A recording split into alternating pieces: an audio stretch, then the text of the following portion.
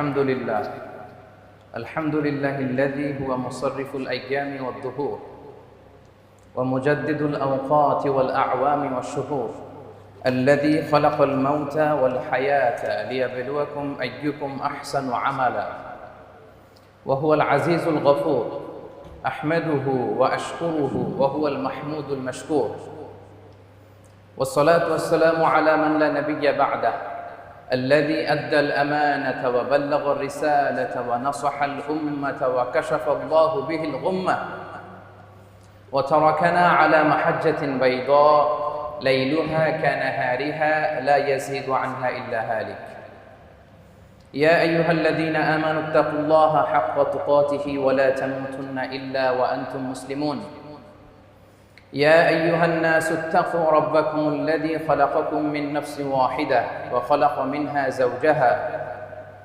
وبث منهما رجالا كثيرا ونساء واتقوا الله الذي تساءلون به والأرحام إن الله كان عليكم رقيبا يا أيها الذين آمنوا اتقوا الله وقولوا قولا سديدا يصلح لكم أعمالكم ويغفر لكم ذنوبكم ومن يطع الله ورسوله فقد فاز فوزا عظيما ألا فإن أصدق الحديث كتاب الله وخير الهدي هدي محمد صلى الله عليه وسلم وشر الأمور محدثاتها وكل محدثة بدعة وكل بدعة ضلالة وكل ضلالة في النار فيا أحبة الكرام أوصيكم ونفسي بتقوى الله فقد فاز المتقون.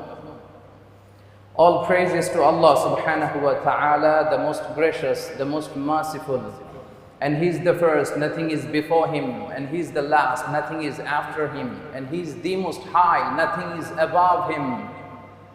And He's the most near, nothing is nearer than Him. And He's the all-knower of everything, infinitely able, absolutely absolute, and the master of mankind, Dhul Jalali wal Ikram. Our sincere greetings and salutations and much love to our beloved Prophet Muhammad sallallahu alayhi wa sallam. Allah subhanahu wa ta'ala stated in the Holy Quran, وَإِذَا سَأَلَكَ عِبَادِي عَنِّي فَإِنِّي قَرِيبٌ أُجِيبُ دَعْوَةَ الدَّاعِ إِذَا دَعَانِ فَلْيَسْتَجِيبُوا لِي وَلْيُؤْمِنُوا بِي لَعَلَّهُمْ يَرْشُدُونَ. When my servants ask you about me, O the Messenger, then tell them, indeed I am near, فَإِنِّي قَرِيبٌ, and I respond to the call of one when they call to me, when they pray to me. In another verse, Allah subhanahu wa ta'ala says, وَقَالَ رَبُّكُمُ ادْعُونِي أَسْتَجِبْ لَكُمْ. Your Lord has proclaimed, call upon me, I'll respond to you. In these two Quranic verses, dear brothers and sisters, Allah subhanahu wa ta'ala promised us to accept our dua. It's a promise, it's a commitment from Allah subhanahu wa ta'ala that if we call Him, He will respond to us. Dua, it's a private conversation with Allah subhanahu wa ta'ala, our Creator, our Lord, our Master. And dua is the essence of ibadah. Our beloved Prophet said, "Ad-du'a'u mukhul ibadah." Dua is the form of worship. And believe it or not, dua is the most powerful weapon of believers. Dua is like a missile, dear brothers and sisters. Dua is like a ballistic missile.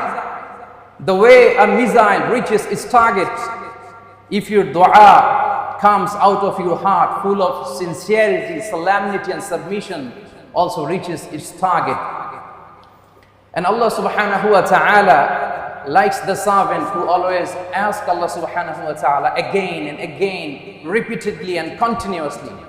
The Messenger of Allah said, "Man lam yas'alillaha yaghdab alayhi." Indeed, who doesn't ask Allah subhanahu wa ta'ala, Allah gets angry with him. Allahu Akbar.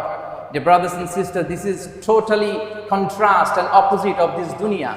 Here in this dunya, if we ask anything to anybody again and again, continuously and repeatedly, he never likes it.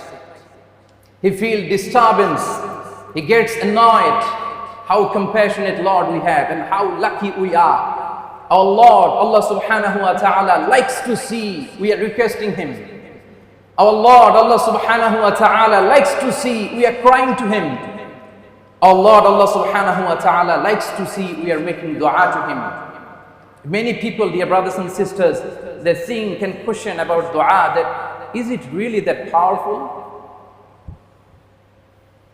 Dear brothers and sisters, never underestimate the power of dua. Dua is so much so powerful that it can change your qadar. It can change your destiny. We all know and believe that everything is pre-written. But keep in your mind, by supplication, by making dua to Allah, it could be rewritten. Dua has the ability to change one's destiny. Our beloved Prophet said, "La yaruddul qada'a illa dua." وَلَا يَزِيدُ فِي الْعُمْرِ إِلَّا الْبِرِّ. Nothing turns back the divine decree except supplication. And nothing increases the lifespan except righteousness. And our dua should be full of sincerity and emotion. Some of us, they make dua, but their dua is like robotic dua. Why I call it robotic dua? Because no emotion, no sincerity in their dua. They're making dua to Allah, but their heart is careless, inattentive. Wal-iyadhu billah. You see, their hands are like this. They raised up their hand in front of Allah subhanahu wa ta'ala, but they are inattentive. Their hands are like that, but they're thinking maybe which country will win the next FIFA World Cup. Their hands are like that, but they're thinking other issues. Wal-iyadhu billah. Do you know what our beloved Prophet said about these people? He said, "Udu'u Allah wa antum muqinuna bil ijaba." Supplicate to your Lord as if you are being answered. You are oversure that you will be answered. And then he said, "Wa'alamu anna Allah la yastajibu du'aan min qalbin ghafilin lah." And know that Allah subhanahu wa ta'ala, He doesn't respond to the supplication, to the dua that comes from careless and inattentive heart. So please be attentive in your dua. Make dua with full of sincerity and submission. And one of the way to show your sincerity is crying during dua, if possible. It's highly recommended. Crying during dua can remove your all sins. Crying during dua can save you from the blazing fire of Jahannam. Crying during dua can shade you under the throne of Allah, under the Arshullah. Crying during dua can make you so closer to Allah subhanahu wa ta'ala. It shows you humility. It shows you helplessness in front of Allah subhanahu wa ta'ala, as well as it shows your seriousness of your request to Allah subhanahu wa ta'ala. So if possible, during dua, please try to shed some tears, dear brothers and sisters. And be always hopeful, never be frustrated, dear brothers and sisters. Never be disappointed. Why you are so disappointed? Why you are hopeless? Just keep in your mind, even the dua of shaitan was not rejected. Do you know what was the dua of shaitan? The dua of shaitan was, he said, "Qala Rabbi anzirni ila yawmi yub'athun." The dua of shaitan was like this. He said, "Oh Allah, grant me respite. Oh Allah, give me a chance till the day they shall be resurrected." Allah said, "Okay, you are granted respite. Your appeal, your dua is accepted." So the dua of shaitan was accepted. So why Allah subhanahu wa ta'ala won't accept our dua, dear brothers and sisters?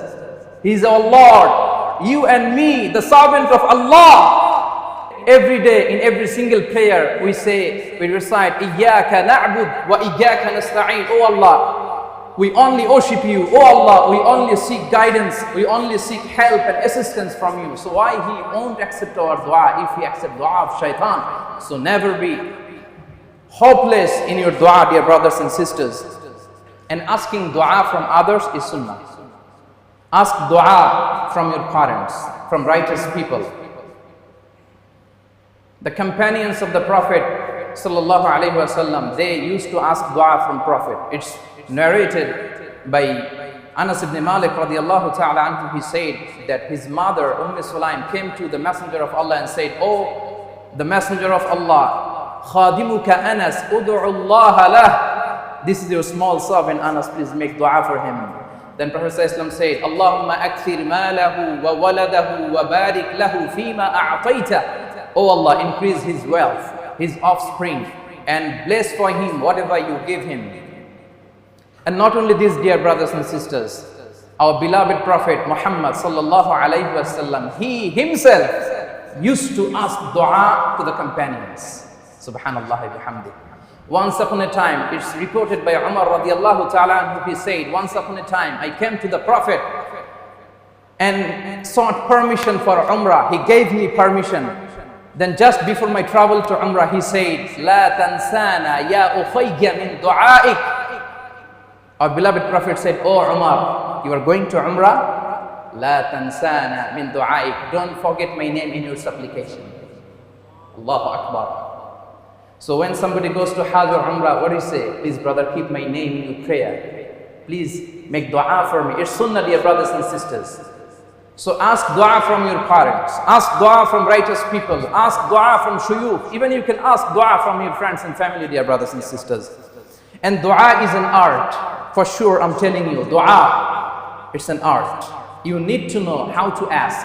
You need to know when to ask to achieve the most of the blessings and grants from Allah subhanahu wa ta'ala. You need to use the proper timing.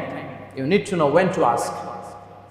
And believer, they never work hard. Believers, they work smart. Let me share with you an example of working smart. It's an oral transmitted story of a person who went to Mecca for Hajj. And during his tawaf around the Kaaba, he got a chance to make dua in multazam. Do you know what is multazam? Multazam is known as a place of clinging. Our beloved Prophet, he used to cling his body to this part of Kaaba, I mean multazam, and used to ask dua to Allah. And the dua in multazam is accepted for sure. It's a 2-meter wide area between the door of Holy Kaaba and the black stone corner, Hajjul Aswad corner. But it's quite tough to reach at the place of multazam because of huge crowd. But the person was very lucky. He managed to reach at multazam. And he see people are crying and making dua to Allah. Oh Allah, forgive me. Oh Allah, grant me blessings. Oh Allah, grant me righteous children. Oh Allah, grant me righteous wives. Oh Allah, make me successful in my career. So it was quite tough for him to stay in the place because huge crowd. So he's thinking, what dua should I ask to Allah subhanahu wa ta'ala? Just see how he make dua very smartly. He just cling his body to the multazam and made a single dua. He said, Oh Allah, accept all my righteous duas I made in my past and all my duas I'll make in my future. That's it, khalas. Allahu Akbar. This is the example of working smart, dear brothers and sisters. So you need to know how to make dua, when to make dua, to use the best time for making dua, dear brothers and sisters. And finally, since we don't have enough time and the examination is going on, so I'm instructed to deliver a very short khutbah. So my concluding remarks in today's khutbah regarding dua, that if your duas are not answered immediately, don't be hopeless. Don't be hopeless, dear brothers and sisters. Because some of our duas become answered very quickly, and some of them, they take longer time than we expect. Basically, Allah subhanahu wa ta'ala accepts our dua in one of the 3 ways. Number 1, we make dua. Allah subhanahu wa ta'ala says, yes, accepted. Number 2, we make dua. Allah subhanahu wa ta'ala say, yes, but not now. I'll respond at the right time. Number 3, we make dua. Allah subhanahu wa ta'ala say, yes, but I have a better plan for you. Maybe in the akhirah, or maybe by granting other blessings instead of what you are asking for. Because Allah subhanahu wa ta'ala's wisdom is beyond our imagination. His wisdom is beyond our comprehension. So Allah subhanahu wa ta'ala knows the best when it is good for us, how it is good for us to have it. So if any case, in any situation, any of your du'as are remain unanswered, please be optimistic, be hopeful, be content. Indeed, Allah subhanahu wa ta'ala will respond with what is best for you, inshallah, bi'idhnillah. Barakallahu lana wa lakum fil Qur'anil azim. ونفعني وإياكم بما فيه من الآيات والذكر الحكيم وتقبل الله منا ومنكم تلاوته إنه هو السميع العليم.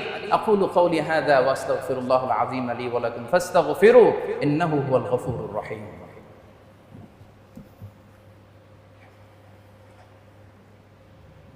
الحمد لله نحمده ونستعينه ونستغفره ونؤمن به ونتوكل عليه ونعوذ بالله من شرور أنفسنا ومن سيئات أعمالنا. من يهده الله فلا مضل له ومن يضلل فلا هادي له ونشهد أن لا إله إلا الله وحده لا شريك له ونشهد أن سيدنا ونبينا وحبيبنا وطبيبنا محمد ابن عبد الله عليه أفضل الصلوات وأتم التسليم وعلى آله وأصحابه ومن تبعهم بإحسانه إلى يوم الدين ثم أما بعد فاتقوا الله يا عباد الله واتقوا يوما ترجعون فيه إلى الله ثم توفى كل نفس ما كسبت وهم لا يظلمون. اللهم اغفر لنا ذنوبنا كلها دقها وجلها أولها وآخرها علانيتها وسرها صغيرها وكبيرها خطأها وعمدها شركها وبدعتها ما علمنا منها وما لم نعلم يا غفور يا غفار. اللهم لا تدع لنا ذنبا في مقامنا هذا إلا غفرته ولا دينا إلا قضيته ولا هما إلا فرجته ولا مريضا إلا شفيته ولا ميتا إلا رحمته ولا مجاهدا في سبيلك إلا نصرته ولا حاجة من حوائج الدنيا هي لك رضا ولنا فيها صلاح إلا وفيتها يا الله. اللهم حبب إلينا الإيمان وزينه في قلوبنا وكره إلينا الكفر والفسوق والعصيان واجعلنا من الراشدين. اللهم انصر من نصر الدين واخذل من خذل الدين. اللهم أعز الإسلام والمسلمين. اللهم من أراد بالإسلام والمسلمين خيرا فوفقه كل خير ومن أراد بالإسلام والمسلمين سوءا فاجعل كيده في نحره. اللهم اهدي ووفق ملك هذا البلد بما تحب وترضى. اللهم اجعل هذا البلد آمنا مطمئنا سخاء رخاء وسائر بلاد المسلمين. اللهم بارك لنا في رجب وشعبان وبلغنا رمضان. اللهم إنا نعوذ بك من البرص والجنون والجذام ومن سيء الأسقام. ربنا آتنا في الدنيا حسنة وفي الآخرة حسنة وقنا عذاب النار. عباد الله رحمكم الله إن الله يأمر بالعدل والإحسان وإيتاء ذي القربى وينهى عن الفحشاء والمنكر والبغي يعظكم لعلكم تذكرون. اذكروا الله يذكركم وادعوه يستجب لكم ولذكر الله أكبر والله يعلم ما تصنعون.